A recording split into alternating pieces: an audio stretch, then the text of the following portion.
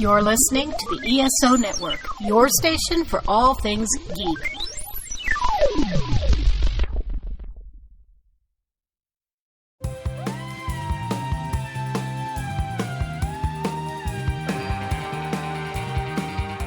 Hi, we are Enterprise-Splaining, the podcast where we explain Star Trek Enterprise to each other and to you. I am Jamie, and these are my co-hosts Maria. Hello. And Bill. Hello. Today, our mission is a second contact. Last week, I told Bill and Maria what happened on the Star Trek Enterprise episode Impulse. But they have now watched the episode and are back with their thoughts. If you are a new listener who is not aware of our format yet, we recommend you listen to last week's episode first because this is sort of a follow-up to last week. Before we get to that, though, just want to remind everyone that we have merch. The ESO Network TeePublic store. We have Porthos Appreciation Society shirts that are so cute, and you can find the link in our show notes. All right. Last week on Enterprise-Splaining, the Enterprise came across a missing Vulcan ship filled with Vulcan zombies. Or as I like to call them, Vombies. Apparently, Trellium D, which is the, what did you call it? Space Bestos. Space Bestos. Insulates ships in the expanse from anomalies. Is even more like Space Bestos than we originally thought, because when Vulcans are exposed to it, it acts as a neurotoxin, causing them to turn into Vombies. While exploring the Vombie ship, T'Pol was exposed to the Trellium D and also started turning into a Vombie, but luckily Phlox was able to come up with a cure, though by the end of the episode, she still had not fully recovered. All right, let's go. What did you guys think of the Vombies? First reaction, so many things in this show over the previous two, so many things have been quote-unquote solved by Vulcans being immune to them. It was refreshing to see that the reason why Vulcans can't go into the expanse is this drives them insane. So It I makes like them that. crazy. Yeah. It was kind of fun having something that only affects Vulcans. Yep. Right. For once. Yeah, agreed. I was initially a little confused because they were like, it takes away their ability to control their emotions, but it clearly did more than that. Yeah, because I it was confused fucked about up that their too. faces and shit. So presumably before they were able to control their emotions, they didn't have fucked up faces. And Oh, they shit. were so gnarly. I loved it. They didn't seem to be able to speak. The intelligence was confusing. How intelligent or not intelligent they were was confusing. Stephen did make a good point, which is Vulcans are somewhat telepathic, so maybe they were able to communicate to each other. I thought that was an interesting idea. Yep. I guarantee we thought about it more than anybody who was involved in making the show, though. I mean, they clearly just wanted to make a zombie episode, and then they had to come out, and it was just, they were like, what if it was because of emotion stuff, like... Right. But they made the zombies weirdly smart in some situations, but not all situations. I know, which is that why I was so confusing confused about how intelligent they really were. Yeah, the zombies plan to trap them. I like that. Yeah. They're not completely mindless. Other big surprise, Travis gets lines. Travis had so many fucking lines in this episode. He had a whole story. I really liked that. I know, because he played a big part in the B plot. Because they had Trip and Travis, so they had to talk to each other. So Travis got a bunch of lines. Which I'm all for that, but fuck, they should not have been doing any of that nonsense. What the fuck were they thinking? It was so stupid. You know how our captain and first officer and security officer are almost being killed? Well, while that's going on... Let's take the only remaining shuttle pod. I know, I can see, them trying the transporter stuff, but once that's not working, you can come up with a shuttle idea, but save it for when Archer gets back. Do no not rush. take the shuttle. Yeah, there's no rush. They could just do it once Archer gets back. Do not take your only shuttle. And then it did cause a problem because it meant that they couldn't go save them right away. They had to wait a couple hours while there's zombies everywhere. Y'all know I have many opinions about time travel. The other thing that I fucking hate the one day earlier trope. I hate it. Me too. I hate everything about it. And in That this doesn't bother me. particular, there are situations where it's fine. In this particular situation, it infuriated me because the whole point of the one day earlier trope is you get them in this crazy situation. Then you go back in time and you show how they got into that crazy situation. And then you come back to present time and you see them solve the crazy situation. And they never did that. They were just like, oh yeah, we're just going to take her to Phlox and she'll be fine. The other thing is, I think there would have been more tension if we hadn't gotten the cold open scene, because then as we're there, when T'Pol's starting to get sweaty, you're like, wait, is she infected? We don't know, like, what's gonna happen to her. And instead, because we already know she's infected, so it like took a lot of the tension out of it. When we know they get off the ship. Like the whole, like, oh, please come rescue us. We know they get off the ship. We know they make it back to Enterprise. It drives me crazy. I hate that shit. Also, I think, like, if they hadn't done that, there would have been a question, like, are the humans also going, like, are other people going to be? But now we know that that's not the case. It is basically only T'Pol. Archer got scratched, so it really could have been that question really could have been there. Yeah. But what they just wanted that scene where T'Pol's all crazy and what are we gonna do about it? They wanted that sort of. But just put that at the end. Like, just have it at the end. The other thing that it was a small thing that really annoyed me about it is you have the cold open where T'Pol is all crazy, whatever, and then you get the theme song, and then we come back and we get the second half of the scene with T'Pol being all crazy. Yeah, and I was really like, that was weird too, because I was like, well, why not just have the rest of that scene as part of the cold open? And that way, when we come back from the theme song, then we get the one day earlier. It was just set up very weirdly. Very weirdly put together. Just strange choices. When they got to the ship, was there something they needed to get to the ship, or they were just trapped? They were just trapped on the ship, right? Yeah, they were trying to get to the shuttle. Right. Like, they were trying to save the crew, which they realized they couldn't do. But they were also just trying to get the hell out. Exactly. And very early on, they were cut off. But like, basically, the Vombies were smart enough to like seal all the doors so they couldn't get back to the shuttle. So that's why they were just like, okay, well, in the meantime, I guess we'll go to sick bay because we could use some supplies. Right. Yeah. This explains my next note, which is there's a tightrope walking scene that they have to go through. Yeah, that scene is so good. It has big Galaxy Quest vibes where they have to do this. Does very much have that. My note, it was from before they even really get on the ship. 3 main characters and 1 Mako. Like, the Mako's the new red shirts here. He didn't die, but I was fully expecting him to. This show is weirdly weird about killing characters. Like, I think we've only have a note here. Like, have any of the Makos died? No, because we've only had one character die, and it was the one died. crew member. Yeah, one crew member died, yeah. The other note that I had on that... What did you think about Hawkins, the Mako? He was fine. Whatever. Like, made no impression. Whatever, man. Yeah. I don't care. But what about like the scenes like between him and T'Pol? Like nothing. Yeah, whatever. Nothing. I don't care. Okay. Like, he's kind of a dick, and then he kind of apologizes for being I don't care. Like, I just don't care about this person. I know that you don't matter. You know what I mean? Like, give me Daniel Day Kim, and I will care. My biggest note marked with stars in all caps is new Phlox smock Fern Green. Phlox has a new costume. No, what I was going to say is when they approached that ship looked fucked. Like, that ship was destroyed. Like, there were, like, bits of it that were just completely open to space. It was wild. Yeah, and then they still went on it without any environmental suits.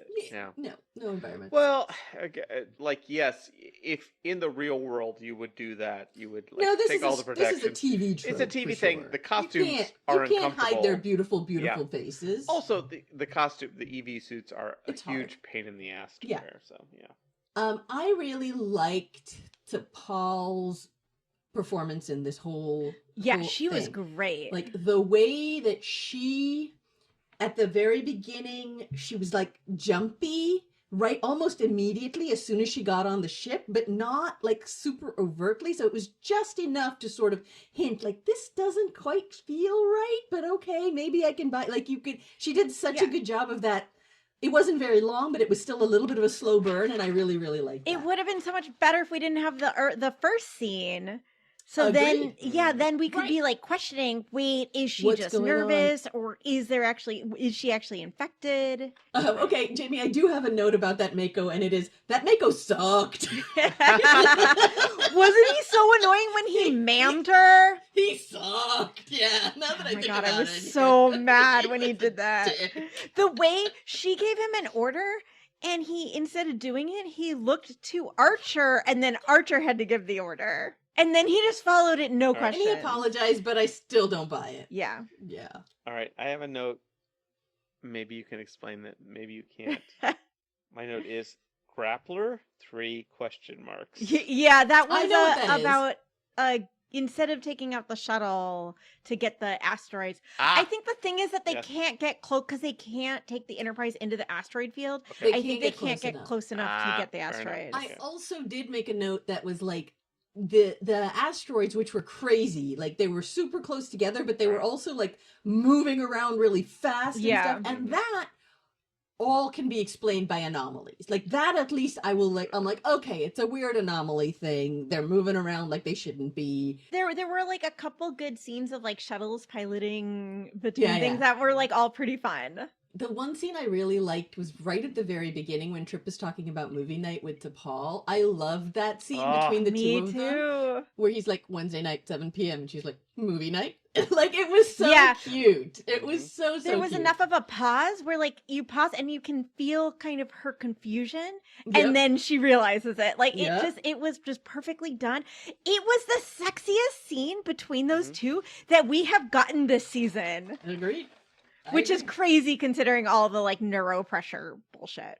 I have 2 notes on this. One is stop talking during the fucking movies. Yeah. Yeah. For sure. Well, dream. So that was her dream. Not yeah. real. Fair enough. Is this a new T'Pol? Deep purple. This is not the coral. Yeah, universe. it's a new outfit. I mentioned that. T'Pol. Yeah, So new outfit. She has the white gray, she has the blue, the coral, and now deep purple. But it wasn't that still the dream?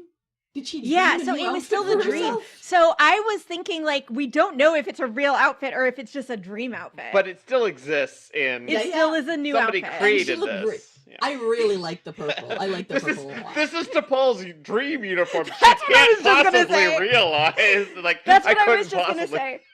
What if this is a uniform that in the show we only ever see it when we see T'Pol's dreams? Every time she dreams, that's what she wears? Yeah. But it doesn't amazing. actually exist in real world. It It's- is her dream uniform. It's Dream the Cyrus jumpsuit. Ramsey of T'Pol. Oh my god. uniforms. What if there was like a whole T'Pol dream ballet and she's like in that uniform, she's doing the dancing. Oh, I would love it. We need an Enterprise dream ballet. Oh, God. What did you guys think about that dream fake out? It was good. I liked it. Yeah. I thought it was a classic, like that trope. I like that. And then the second one. Yeah, the second fake out was great. Yeah. Yeah. I generally like how this show handles like there are going to be ongoing consequences. Like at least they have done it. We'll see if they do it again, but like it does seem like they're like, okay, like there's some shit going down that's gonna continue to impact them, and it does seem like maybe they're gonna keep that going with T'Pol. I don't know. The direction in this episode I just thought was great in general. Like Mhm. all the horror tropes, the balancing Mhm. scene. I just thought it was just like A+++ directing. Yeah. We learned that shuttle pods have phasers, which was a thing like we brought up before, like during Dawn. There Right. was an issue Oh, of yeah, did yeah. so shuttle pods do have phasers, but yeah. I have a note that at some point we hear the zombie Vulcan the zombie Vulcans are not attacking each other, they're chanting. And my note was they're chanting, time travel does not exist. So that's what that translates to. One of my notes is competent Malcolm is weirding me the fuck out. Isn't Like, it it's great? so fucking weird. I like Malcolm in this Isn't it? episode, so I I like like him so much. Malcolm is turning into the Wedge. Like we need to solve something. Like Malcolm's going to Yeah. show up and answer this question. It's so great. I'm so happy. But it's so much cognitive dissonance I from know. previous seasons. I understand. I'm in like an Enterprise Facebook group where I sometimes will like post about. I'm in there so I can post about our show sometimes. And every once in a while, people will like post things about how much they just love Malcolm. And every time I'm like, I don't understand this at all. And now I'm starting to understand. I think that maybe they just like we always talked about how his character felt inconsistent. I feel like it was just they kept realizing it wasn't working and maybe we're like trying different things. And now I feel like this, I really hope it stays on this because I am starting to really like Malcolm. I used to be so annoyed when he was on screen and now I like look forward to him. Yeah, it's weird. Malcolm is the problem solver. Is like, we need to answer a question that the audience would be asking. Malcolm is this character. Yeah. I do have a note that because at one point, Jamie, when you were like, Malcolm gets strangled with his own gun. Yeah. He actually does it. He actually had his gun in his hand, and the Vombie had a metal rod or something, but it would have been very, very because when he gets away from him, he has the gun in his hand. Yeah, I noted. I was like, I thought it was like the rifle. Okay, yeah, maybe I just but saw. it would have been funnier, honestly, if they had done it that way. Here's a note I need deciphered. Gold suits, which I have in all caps. Trip and Travis, when they are going to the asteroid in the other shuttle in Shuttle Pod 2, they are wearing the gold suits that are the suits that go underneath the environmental suits. Ah, okay. Oh, right. Right. Yeah, they're like the Yeah. inner layer. Because remember, there was the episode where they kept slowly taking off layers of clothes for some reason. So they had the environmental suits. They took off the environmental suits, and that's what was on underneath. This one note, I'm not sure exactly what it is, but it's that one Vulcan squawked. Fair enough. I think there was a scene where I he was can- like, ah! I can match you for that, which is something I do not know. And I'm going to stick up for myself here. This is something I do not normally note. Jolene's butt looks really good. I don't know what that's in reference to. I'm not going to rewatch Sorry, this do you episode. mean she has a really nice bum? She has such a nice Have you bum. seen her bum? Ugh. Her wig does look so good this season, like that. She looks really good this season. In general. The wig really makes a difference. I enjoyed this episode. It just softens her whole Just face. generally speaking, I have a note here. Yeah, I me too. Just generally enjoyed this. I thought it was a good action-oriented episode. I have a note here. Nice moment with Archer and Paul. I don't know what that's in reference to, but probably it's at the end of my note, so it's probably at the end of the episode. So No, since at the end of the episode she was with Phlox, but maybe Yeah, at the end. before I'm just that. saying it was a nice Yeah. moment between the two of them. Yeah. I think generally, like, not a whole lot, but I do have one note. Jesus Christ, Travis, that landing. Like, Yeah, when he- I Shit shuttle pod landing! 2 exclamation points. What a fucking terrible landing. Okay, but it was so hard because the asteroid was like going in weird directions and spinning. Okay, like it was it was hard to do. They shouldn't have been doing it in the first place. And then can you imagine if he had destroyed the shuttle pod or fucked up the shuttle pod? Oh, I It did would have been- I did like the bit where they're trying to use the transporter to like Yeah, harvest that was that. good. It's like, well, we can't do this. Well, Yeah, what that if was good. we? I like that Travis was like, well, what if we just went and got it? Yeah, Yeah. Yeah, I like that they were just putting it in a briefcase. They had their rock briefcase with them. Oh, I know what the scene is that you're talking about. It's the scene where Archer tells to Paul that he's not going to let her just go drop her off on the nearest inhabited Oh, planet, yeah. on the nearest yeah. planet, You know, we because need she's you like, here. leave Like- me alone. Yeah. Oh, Yeah. because we need to coat the Enterprise with. Yeah. Yeah, that was cool. Yeah, he had that great line. I can't remember it now, but it was like something I about don't that. lose my humanity. Yeah, he doesn't or- want to. He's out here to save humans. He can't do that if Mhm. he does something that makes him lose his humanity. Yeah, I like that too a lot.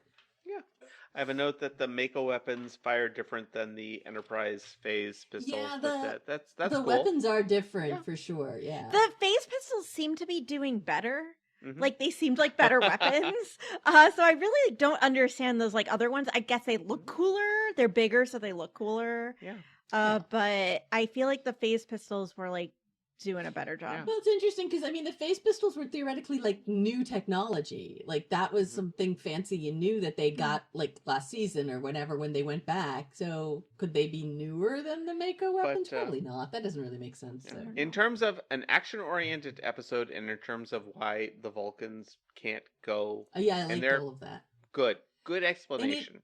Good. And it explains the like crazy documentary Vulcan Yep. ship and all of that. That like no wonder the Vulcans are terrified because they're the only ones that have seen this happen to their species. Like other species, it doesn't. The humans have figured out that Trillium D will make us killer, so we cannot let them find this information. Seriously. out. But yeah, I also really liked this episode. I think my only real comment is that I hated the like 1 year or 1 day earlier thing. I wish the cold open. I wish they just moved that to the end. But otherwise, like I thought this was a great episode. I had a lot of fun. I loved all the horror tropes in it. I loved the way it was filmed, which did feel. Something about the way they were filming it did feel different from a regular Trek episode. I think they were my guess is I don't really know much about like cinematography, but my guess is they were probably using like a horror like cinematography techniques or something. And techniques for but sure. I had a lot of fun with it. I thought it was a good episode. Yeah. All right, so now we have our segment Memory Alpha, which is where Maria is going to tell us about a weird or funny page that she found on Memory Alpha. I just want to say when we started the segment, I was like, "Oh, we can all do it. It won't just be Jamie." And then I kept being like, "Bill, do you want to do a Memory Alpha? Maria, do you want to do it?" And then you guys are like, "No." And then I'm like, "Oh, I guess it's just me. It's just me doing this." But Maria, you said you have something this week for us. I do. So, you might have noticed in this episode there was a little bit of an issue with the shuttle pod because the shuttle pod gets all fucked up on the asteroid. And then it goes to save Archer, and it has a whole new paint job. It's absolutely perfect. But then I don't know if you noticed, but when it's back in the shuttle bay, it's all fucked up again. I did notice because I mentioned it in my explainer. Oh, did you? Okay, I forgot a few minutes. But anyway, that got me thinking about shuttle pods, and then so I avoid Memory Alpha now because I'm worried about spoilers and stuff. Yeah. But Voice of the Computer, Steven, did pull this up because we were discussing it doesn't really make sense why there's only 2 shuttle pods, and he noticed you guys both have the model of the Enterprise that he gave us, and it actually has 4 docking bays. Oh my gosh! On the thing, and so he was like, "That doesn't make any sense." For listeners, Maria is showing. So, like, if you will recall, when we finished season 1. Voice of the Computer Steven gave us all little like model Enterprises, and Maria was just like showing us the like plastic, and I can Enterprise. Take a picture and we can include it if you guys care. But so he looked it up, and here's what he discovered. While it was the producer's original intent for Enterprise to carry 4 shuttle pods, evidenced by the 4 launch bays, the dialogue throughout the run of the series made it clear only 2 were available. Scenic artist Doug Drexler theorized that there may actually have been 4 pods, shuttle pods 1 and 2, with 2 others mothballed. And although shuttle pod 1 appears alone in the final shot of Enterprise detained, it and shuttle pod 2 were at one point intended to be shown flying together in that shot, according to the episode's final draft script. Interesting. So so there were supposed to be 4, but they only ended up with 2. Not sure exactly why. Like, it's bizarre. Like, it was like they planned it, but then the writers were Didn't like, think about it at all. Yeah, that's what it seems like. So, this gets back to my headcanon that there was Shuttlepod 1, and then there was Shuttlepod 1, which was WON, which was named after Shuttlepod 1, WJUAN. Yeah, I mean, they do keep destroying shuttle pods. Maybe they started with 4, and now they're down to 2. 4. Left that had to leave 1. Yeah, it's possible. Amazing work. But that's all I had for our memory. Thank you. Thank you so much, Maria. Thank you for your service. It's time for read alert. I don't know, Bill, do you want to do your read alert cheer? Oh, read alert. READ alert. Thank you. I've been like, oh, we should have you record it, and then we could just put it in. But I think it's more fun to have you just Absolutely make you did do it not every do week. that in our last episode. So much funny. It's much almost funny. as if this podcast is as shabbily produced as the show we're talking about. Let's be clear, it is excellently produced and sound directed by K.O. Thank you, Myers, yeah. but it is shabbily choreographed by us. Shabbily show run. Yes. So we got another email from listener Rachel P, who had just a couple of comments about some things. The first is she said she wanted to pass on something that her sister and her discovered. The only thing that makes Star Trek Enterprise watchable is whenever Archer is about to beam up, imagine that he says, "Keep your day job." She says that we could just draw a speech bubble and tape it to the screen next to his head. She also had a question about whenever we come across like people at cons and stuff who are really big Enterprise fans, like she said that she just wants to understand like why. We do too. I love your Kardashian influencer. Why? And I've actually asked people, like, because people will come up when I'm wearing my Enterprise uniform and be like, oh my God, Enterprise is my favorite Star Trek show. And whenever I hear that, I always ask them why. And I'll say, like, because I do this podcast and we're watching it and, you know, we're struggling a little. Like, I want to understand why you like it. And without a doubt, every time it has to do with, like, the time and place when they saw it. Yeah. And it's like, oh, like people will always have a story about like, oh, it was like I was in grad school and it was like so hard. And then I would like every week I would like watch this show or whatever. Like there's something nostalgic about it that brings people back to where they were when they watched it. And for some people, like that's a positive memory. I mean, I don't want to say that there's nothing about the show to like. I've definitely heard people say like that they liked that it was like darker, that it felt different. But I do think that that's like, I think a lot of it is just nostalgia. That is completely fair. And I think that that's okay. There are things that I know suck that I like because the time and place that I saw it. Something brings you joy, that is completely valid. I have a lot of things in my life that I cannot defend to anybody else. Yeah, I think that also, and I would be curious for those people, like, is that their first Star Trek? Because I think you never forget your first, right? I think 100%. you love your first Star Trek. For me, it was Next Generation.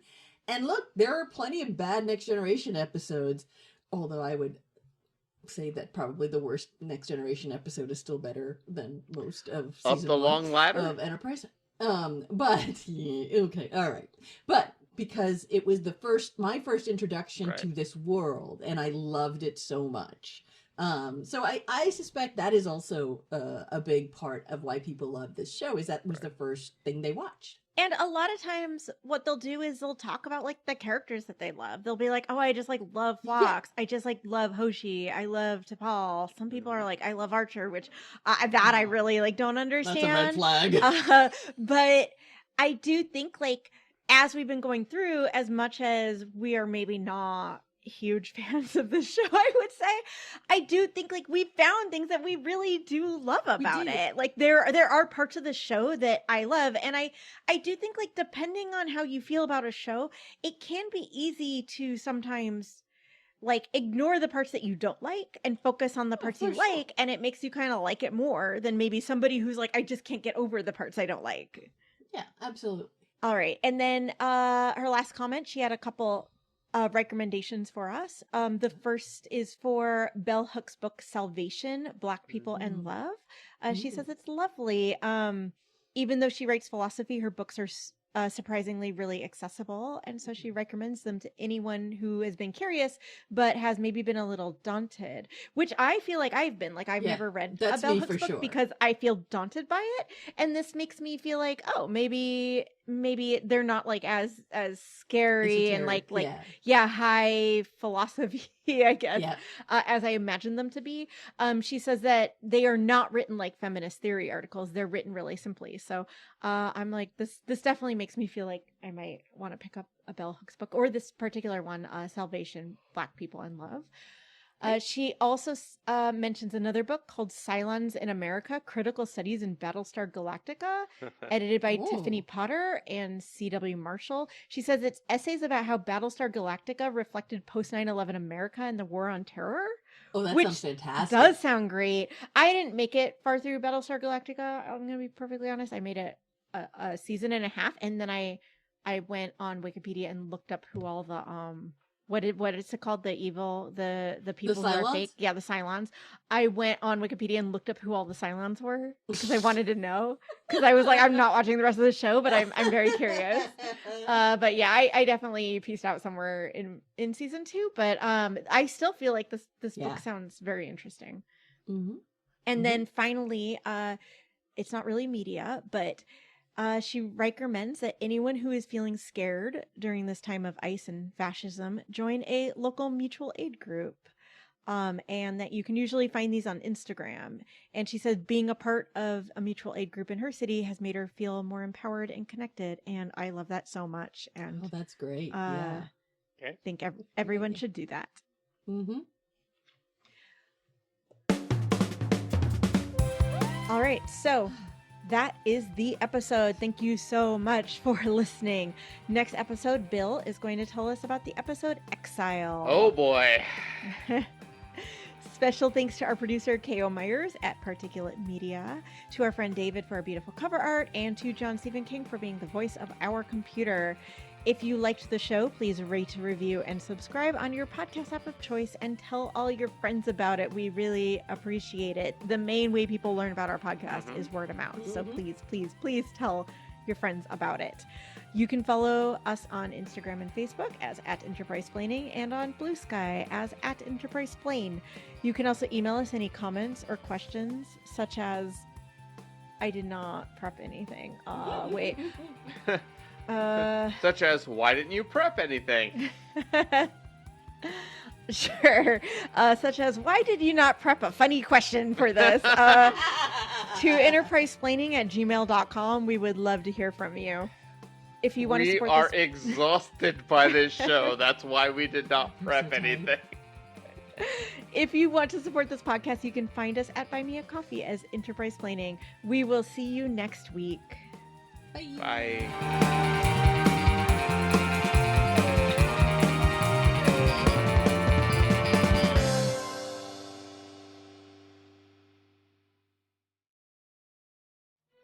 Step into the golden age of entertainment and beyond. Join the crew of Tales from Hollywoodland for a fast-paced, behind-the-scenes journey through the history of film, television, and show business. From legendary stars and classic movies to today's biggest stories in Hollywood, we've got it covered. Lights, camera, action. Subscribe now to Tales from Hollywoodland, your backstage pass to the world of entertainment.